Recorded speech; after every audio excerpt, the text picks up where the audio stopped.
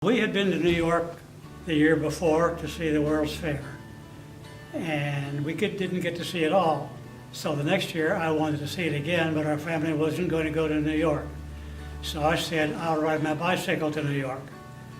Now I'm 15. My mother said no, my father said no, and I kept saying yes until finally one day at about 4 o'clock in the morning, I started off for New York on a bicycle. I was born in Scotland, and I emigrated to Canada when I was 21 on my own. Came over on a cargo ship. An uncle of mine came to visit. He came from Wisconsin. He came to Switzerland. I wanted to see more of the sport. Then he said, why don't you come over here for 2 years to sign up for you? My brother didn't want to do that too.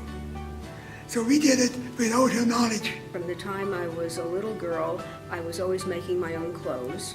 And as I got older and I had kids, I used to make their clothes. And then when they got too old for me to be doing that, I was doing a lot of creative work. I slept on the side of the road most of the time in what they called tourist homes in those days.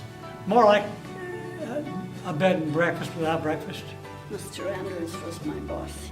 And I looked at him and I said, Mr. Andrews, I have an opportunity to go to Canada in 6 weeks. And I'm not sure what to do. And he looked at me and he said, you take it or you'll regret it all your life. So I went to buy a ticket from Zurich to Chicago. And then I quit my job. My mother said, what's happened? Did they fire you? I said, no, I'm going to America. Oh, you're crazy. What the heck are you talking about? I'd stop at gas stations along the way and get a drink of water. Or if I had enough money that day, I'd buy something like a Pepsi Cola or an RC Cola. I learned I could drink it down with one gulp. And then I learned I could bet the gas station attendant a nickel I could do it again. And I did. So I made a little bit of money along the way. My husband and I opened a gallery in San Francisco, and I did that for 6 years. And then at that point, I decided that I'd had enough doing things for other people, that I really needed to get back to doing my own work. And I eventually got into just painting. I got a job at a butcher shop. I had to pay $15 for board and room. When in winter for the heat, it was $16. Can you imagine? From that trip, I got confidence. And I guess I was a bit proud when I got home. Yeah. I loved my life in Canada, but I'd promised my parents 1 year if I didn't like it, 2 at the most. And a month after I'd booked a one-way ticket home, I met my future husband. I was invited to my friend's birthday. Then I met my wife. And 6 months later, we got married. That was the end of that.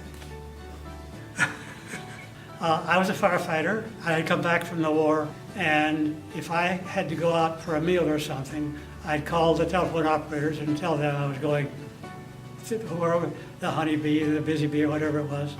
And then one day, one of the operators asked me to bring her a milkshake. That's the girl I married. Yeah.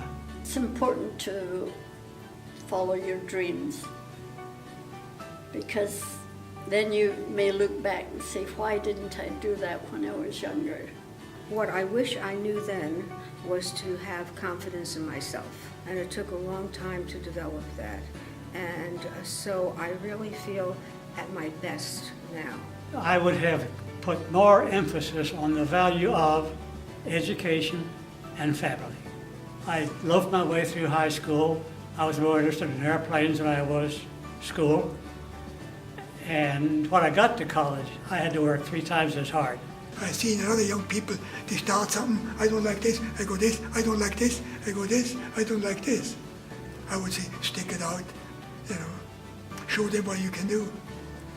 I think my favorite part about getting a bit older is that I can still do things. I can still help people. I spent about 13 years doing volunteer work for the National Park Service. made whole bunches of friends all over the country, and did a bit of good. I'm still driving. I even got 100% in my last driving test last year. It always bothers me when people say, "Oh, I'm old." I say, you know, you're not old, you're just older. There's just a whole difference in terms of what your attitude is. I feel very fortunate to have lived to this age.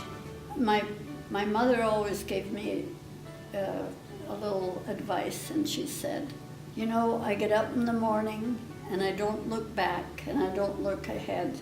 I just make the most of every day. And I've kind of followed that advice.